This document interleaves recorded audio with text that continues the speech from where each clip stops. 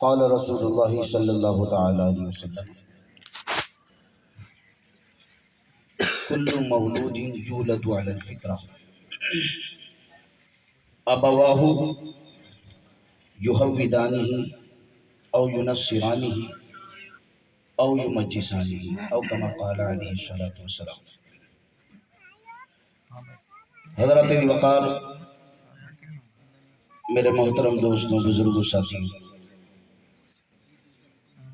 اللہ کریم کا لاکھ لاکھ شکر ہے کہ اس نے ہمیں اپنے ذکر پاک کی بابرکت پر نور محفل میں حاضری کی سعادت نصیب فرمائی،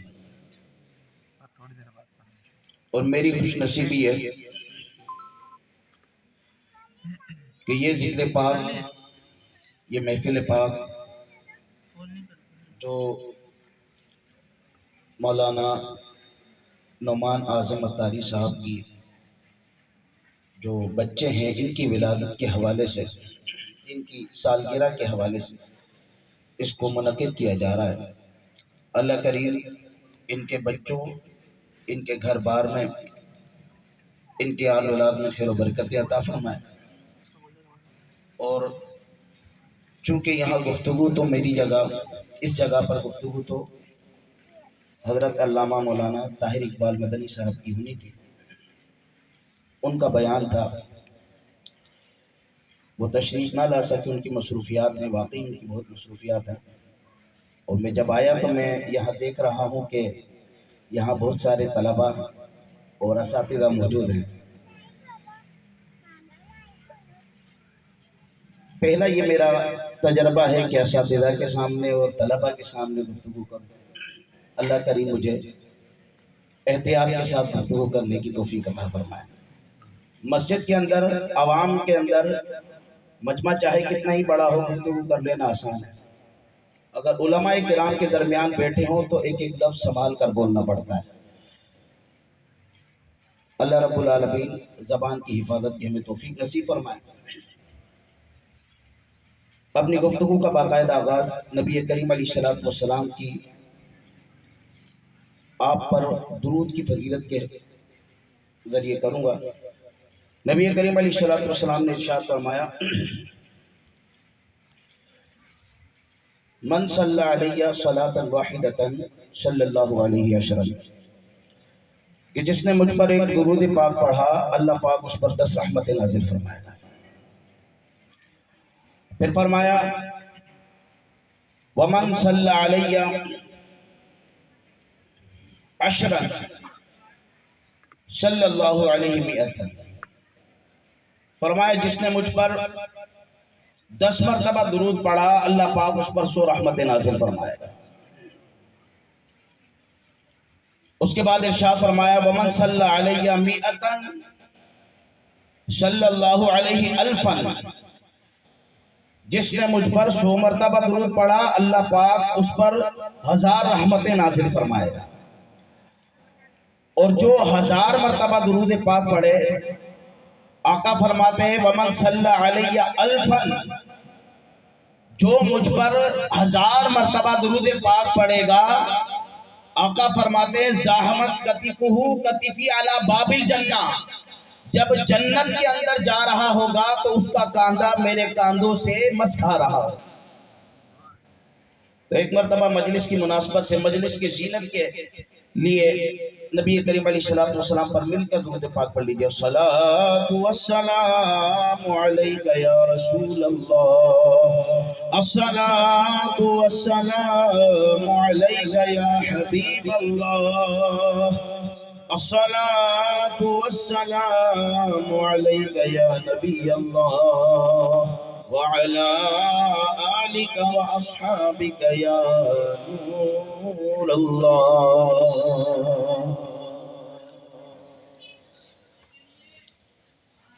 خطبے میں نے جو حدیث پاک میں نے پڑھی ہے، اس کی مناسبت سے میری گفتگو کا جو عنوان ہے اولاد کی تربیت کے حوالے سے ہوگا۔ تربیت اولاد سے پہلے میں ایک واقعہ آپ کے گوش گزار کروں گا۔ حضرت شاہ رکن عالم رحمۃ اللہ تعالی علیہ غالباً 4 سال کی عمر میں قرآن کریم پڑھ لیا تھا، اور بہت چھوٹی عمر میں غالباً اپنی بلوغت کے فوراً بعد ہی آپ تمام مروجہ علوم سے فارغ التحصیل بھی ہو گئے۔ لیکن آپ کی جو شان اور آپ کی جو شہرت ہے وہ علم سے زیادہ آپ کی اللہ پاک کی بارگاہ میں جو مرتبہ ولایت کا ہے اس حوالے سے زیادہ ہے۔ ایک ولی ہونے کے حوالے سے جو آپ کو شہرت حاصل ہے، علم کے حوالے سے اتنی شہرت نہیں ہے۔ لیکن آپ جس گھرانے میں آنکھ کھولتے ہیں وہ گھرانہ کیسا ہے؟ والدہ بھی عالمہ صوفیہ، والد بھی وقت کے بہت بڑے عالم اور صوفی، اور دادا کون؟ خواجہ بہاؤالدین زکریا ملتانی، اپنے وقت کے اکابر اولیاء کرام میں سے۔ آپ نے آنکھ کھولی کس گھرانے میں؟ جو ولیوں کا گھرانہ ہے، جس گھر کے اندر گفتگو ہوتی ہے تو قرآن کریم کی بات ہوتی ہے، نبی کریم علیہ السلام کے فرمان کی بات ہوتی ہے، وہاں کوئی بات چلتی ہے تو اللہ کے ولیوں کی اداؤں کا تذکرہ ہوتا ہے، وہاں ہر بات شریعت کے دائرے میں ہوتی ہے، وہاں لوگوں کے طور طریقے انداز و اطوار وہ ہیں کہ جنہیں دیکھیں تو خدا یاد آئے۔ تو خواجہ حضرت سیدنا شاہ رکن عالم رحمۃ اللہ تعالی علیہ کی تربیت کس طرح سے ہوئی تھی کہ آپ جب چھوٹے سے تھے، ابھی گفتگو نہیں کرنا جانتے تھے، تو آپ کی والدہ جو زاہدہ تھی، رات بھر عبادت کیا کرتی تھی، آپ کی والدہ محترمہ نے گھر کی خادماؤں سے کہہ رکھا تھا کہ بچے کے سامنے ادھر ادھر کی کوئی بات نہیں کرنی، بچے کے سامنے جب بھی کوئی گفتگو کرنی ہے، کوئی بھی لفظ بولنا ہے، بچے کے سامنے صرف اس میں جلالت ادا کرنا ہے، اللہ اللہ بولنا ہے، اللہ اللہ بولنا ہے۔ تو شاہ رکن عالم رحمۃ اللہ تعالی علیہ جو تھے، ان کے سامنے جو آتا اللہ اللہ اللہ اللہ ہی کہتا رہتا۔ تو شاہ رکن عالم رحمۃ اللہ تعالی علیہ نے جب بولنا شروع کیا تو اس طرح ذکر کی برکت سے سب سے پہلا جو لفظ آپ کی زبان سے ادا ہوا وہ اس میں جلالت اللہ تھا۔ تو ولیوں کے گھرانے میں پرورش ہو رہی ہے، علمی گھرانے میں پرورش ہو رہی ہے، تو پھر بچہ شاہ رکن عالم رحمۃ اللہ تعالی علیہ نہیں ہوگا تو پھر کون ہوگا؟ قرآن کا ابھی میں نے جو حدیث پاک پڑھی ہے، نبی کریم علیہ السلام نے ارشاد فرمایا کہ ہر بچہ جو پیدا ہوتا ہے وہ فطرت پر پیدا ہوتا ہے، وہ دین اسلام کے مطابق ہی پیدا ہوتا ہے۔ اللہ پاک کسی کو پیدائشی طور پر یہودی پیدا نہیں کرتا، کوئی پیدائشی طور پر عیسائی پیدا نہیں ہوتا، کوئی پیدائشی طور پر غیر مسلم پیدا نہیں ہوتا، ہر شخص فطرت پر پیدا ہوتا ہے، دین اسلام کی فطرت کے مطابق ہی اس کی سیرت ہوتی ہے۔ پھر کیا ہوتا ہے کہ بچہ والدین کی جو صحبت پاتا ہے، دیکھتا ہے گھر کے اندر بتوں کی پوجا ہو رہی ہے، گھر کے اندر یعنی مورتیوں کے آگے سجدے کیے جا رہے ہیں، وہ بھی یہی کرنے لگ جاتا ہے۔ نتیجہ کیا؟ ہندو باپ تھا، ہندو ماں تھی، بیٹا بھی ہندو ہوا۔ جب دیکھتا ہے گھر کے اندر صلیب کے آگے لوگ سر ٹکا رہے ہیں، صلیب کی پوجا کر رہے ہیں، تو پھر بچہ بھی یہی کرنے لگ جاتا ہے۔ بچہ والدین کو دیکھتا ہے، وہ بھی عیسائی بن جاتا ہے۔ بچے گھرانہ جو اس کا اگر جس میں آنکھ کھولی وہ یہودیوں کا گھرانہ ہے، یہودیوں والے طور طریقے دیکھتا ہے تو وہ بھی یہودی بن جاتا ہے۔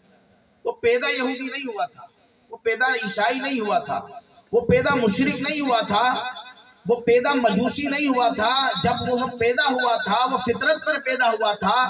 پیدا ہونے کے بعد اس کو جو مجوسی بنایا ہے اس کے والدین نے بنایا ہے، پیدا ہونے کے بعد اس کو عیسائی بنانے والے اس کے والدین ہیں، پیدا ہونے کے بعد اس کو یہودی بنانے والے اس کے والدین ہیں۔ یہ جو کہ حدیث پاک میں آیا نا، یہ جو والدین والدہ کی جو گود ہے، یہ پہلی اکیڈمی ہے، حدیث پاک کا مفہوم ہے، یہ پہلی درسگاہ ہے۔ ماں کی گود اولاد کی پہلی درسگاہ ہے۔ جب ماں اپنی اولاد کو دودھ پلا رہی ہوتی ہے، یا بچہ جب رحم مادر میں ہوتا ہے، اس وقت سائنس کے مطابق والدہ کی جو ایکٹیویٹیز ہوتی ہیں بچہ وہ سارا اثر لے رہا ہوتا ہے۔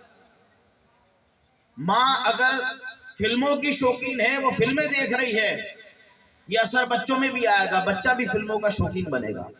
ماں گانوں کی شوقین ہے، بچہ بھی ماں کی طرح گانوں کا شوقین پیدا ہوگا۔ بچے کے اندر جو صلاحیتیں آپ ڈال رہے ہو وہ اس وقت نہیں آتی کہ جب وہ پیدا ہوتا ہے سمجھنے لگ جاتا ہے، نہیں، بلکہ ابھی پیدا نہیں ہوا آپ صلاحیتیں اس وقت سے اس میں ڈالنا شروع کر دیتے ہیں۔ جس وقت ہمارا بچہ رحم مادر میں ہوتا ہے اس وقت ہی ہم بچے کے اندر اچھی یا بری خصلتیں منتقل کرنا شروع کر دیتے ہیں۔ اب ماں دیکھ رہی ہے گانے، ماں دیکھ رہی ہے فلمیں، ماں دیکھے ڈرامے، اور دل کے اندر ارمان سجائی ہوئے بچہ شاہ رخ نے عالم پیدا ہوگا، دل کے اندر تمنا ہے بچے کو حافظ بناؤں گی۔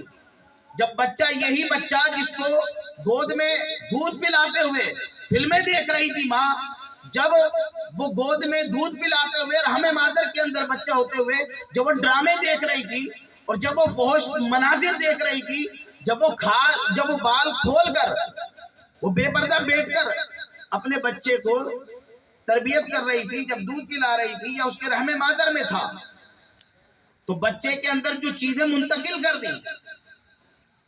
اب بڑے ہونے کے بعد لوگ کیا شکایت کرتے ہیں، اس وقت خیال نہیں کرتے ایسے وقت میں کہ اب ہم اس کو کیا دے رہے ہیں، لیکن جب بڑا ہو گیا اب کہنا نہیں سنتا، اب بات نہیں مانتا، باپ بڑی منتیں کر رہا ہے، جناب یہ بچہ، میرا بچہ عالم دین بن جائے، میرا بچہ قرآن کا حافظ بن جائے، میرا بچہ قاری بن جائے، میرا بچہ یہ بن جائے وہ بن جائے، مانتا نہیں ہے، سنتا نہیں ہے، بس موبائل میں لگا رہتا ہے، گیم کا شوقین ہے، صرف یار دوستوں کے اندر پڑا رہتا ہے، اس کا پڑھنے کا دل نہیں کرتا۔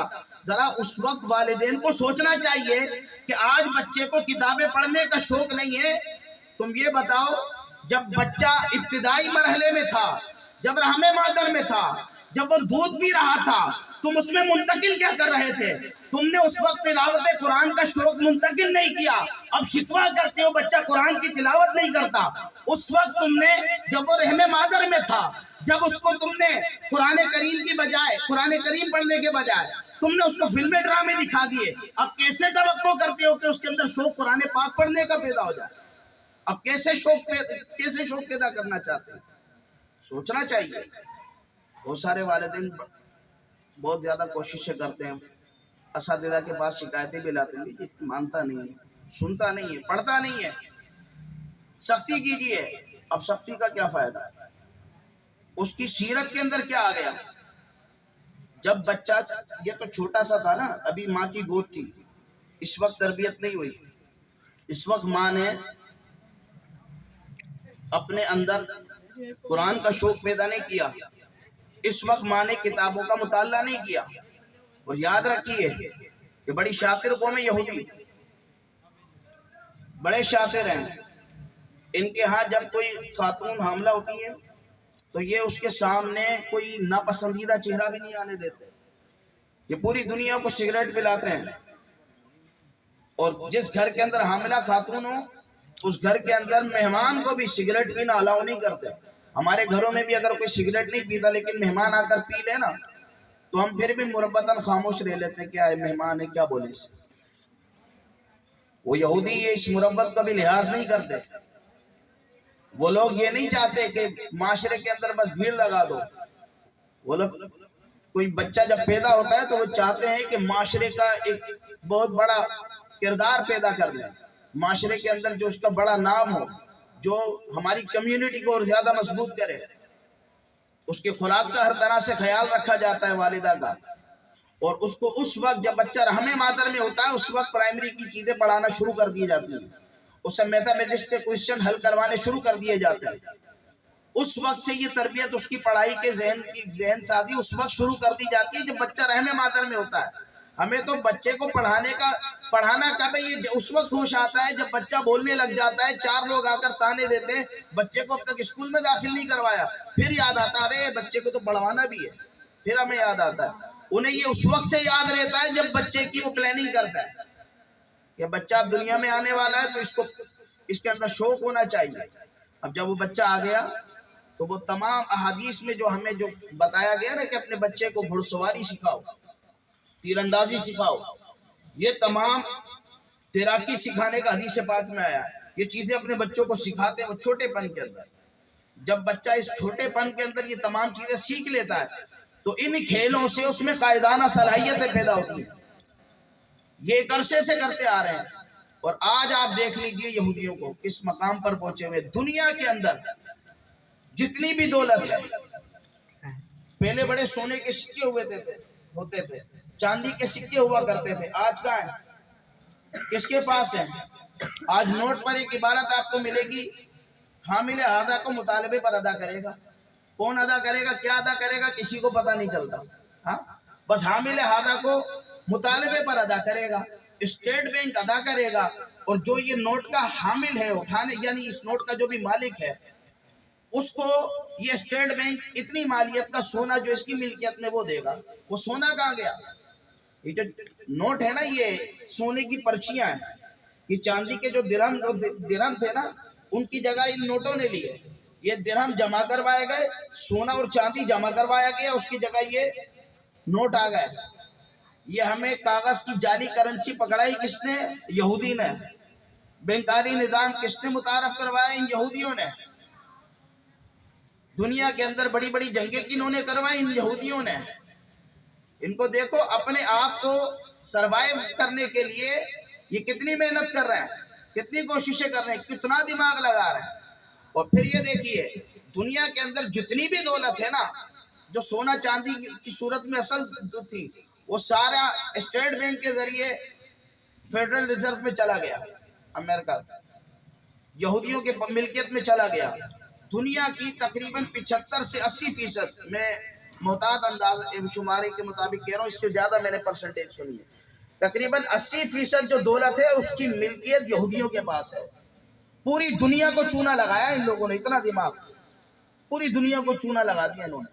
80% دولت ان کے پاس ہے. کیوں؟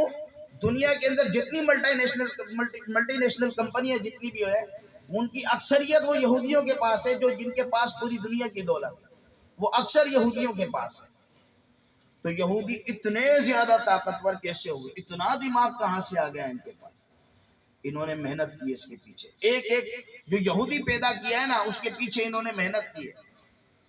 مسلمان اپنے ہاں بچے پیدا کرتے ہیں، لیکن اس کی تربیت کرنی ہے، اس کی ذہن سازی کرنی ہے. انہوں نے تو اپنا وہ دماغ بنایا شیطانی دماغ. شیطان صفت لوگ پیدا کیے. پوری دنیا کی دولت پر قبضہ کر کے لوگوں کو اپنا غلام کیسے بنایا جاتا ہے، انہوں نے یہ سیکھا. لیکن پوری دنیا کے اندر اللہ کا نظام کیسے قائم کیا جائے گا؟ اللہ رب العالمین نے انسان کو اپنا خلیفہ بنایا ہے، تو پوری دنیا کے اندر اللہ کی حکومت کیسے قائم ہوگی؟ یہ ذمہ داری کس نے ادا کرنی ہے؟ اس مشن کے ساتھ کون مسلمان اپنے بچوں کو پیدا کرتا ہے؟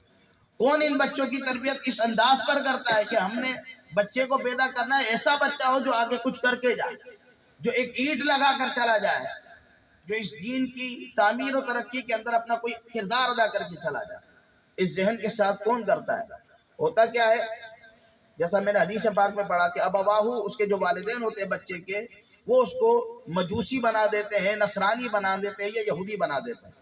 یہ پہلا وقت ہوتا ہے. اگر بچہ جہاں آنکھ کھولتا ہے تو اس حدیث پاک سے پتہ چلتا ہے کہ جو پہلا کردار بچے کی تربیت میں ادا کرنے والے ہیں وہ اس کے والدین ہیں. جو والدین کی اپنی عادات ہیں، جو ان کی سیرت ہے، جو ان کا کردار ہے، وہ تو فطری طور پر بچے میں آتا ہی ہے.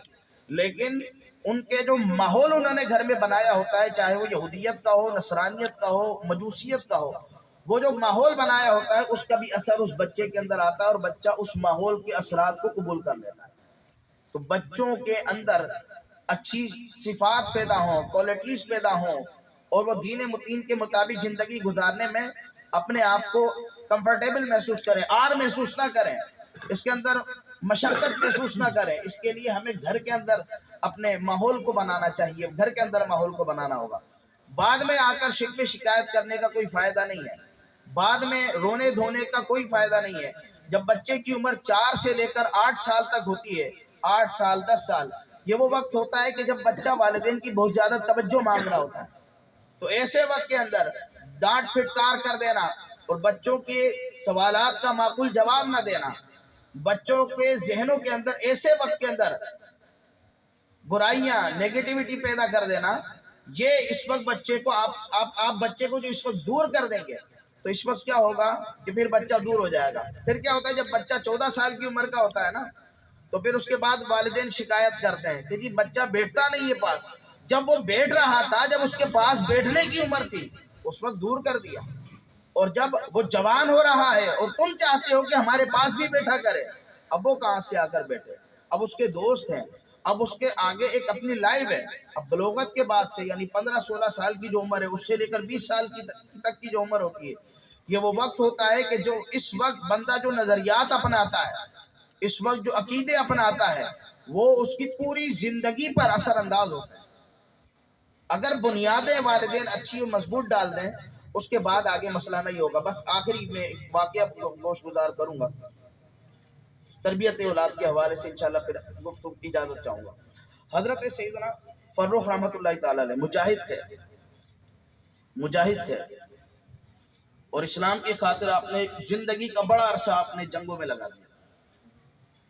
30 سال تک اسلامی جنگوں میں شریک رہے، گھر بار چھوڑ کے چلے گئے.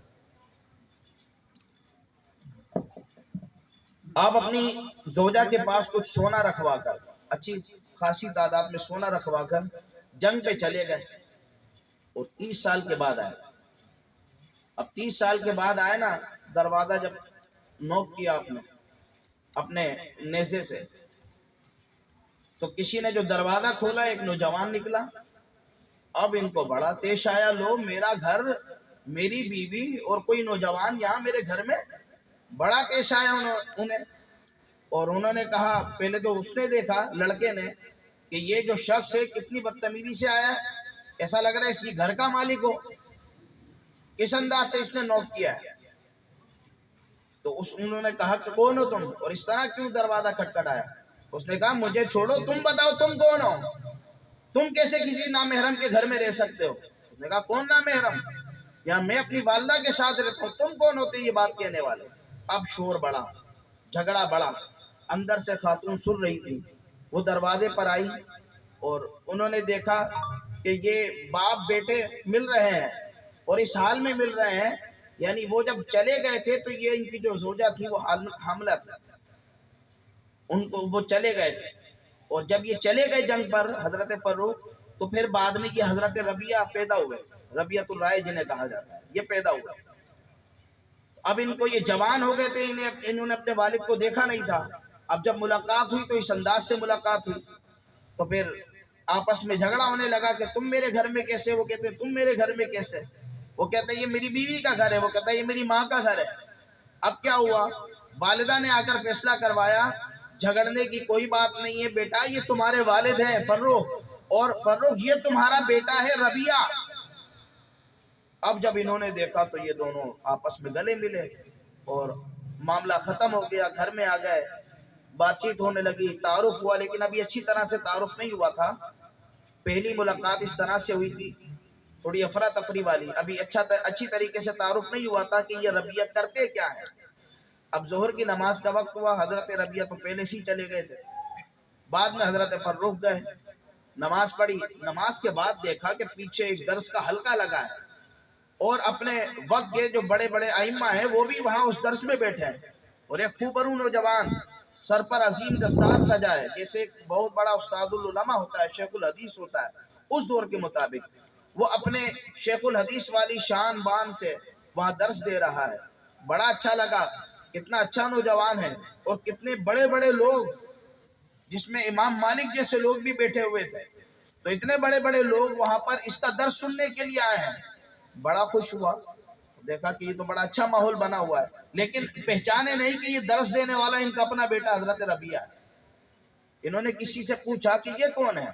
تو کہا رے پہچانا نہیں، یہ تمہارا ہی بیٹا ربیعہ ہے.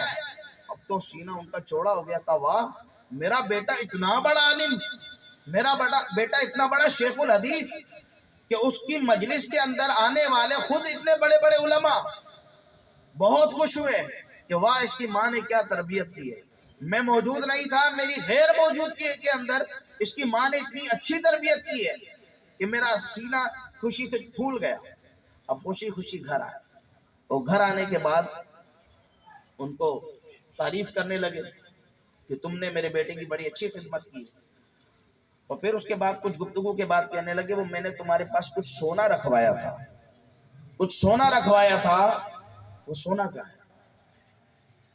تو ان کی والدہ نے کہا تمہارا جو سونا ہے اس کی میں نے بڑی اچھی طریقے سے اس کی امانت کی حفاظت کی، تم یہ بتاؤ جو تم نے مسجد میں منظر دیکھا تھا اپنے بیٹے کی شان و شوکت کا، کیا تمہیں وہ بیٹا چاہیے یا سونا چاہیے؟ وہ بیٹا زیادہ عزیز ہے یا وہ سونا زیادہ عزیز ہے؟ کہا کیسے؟ یہ سونا مجھے زیادہ عزیز کیسے ہو سکتا ہے اس بیٹے کے آگے؟ اس کی کیا شان ہے؟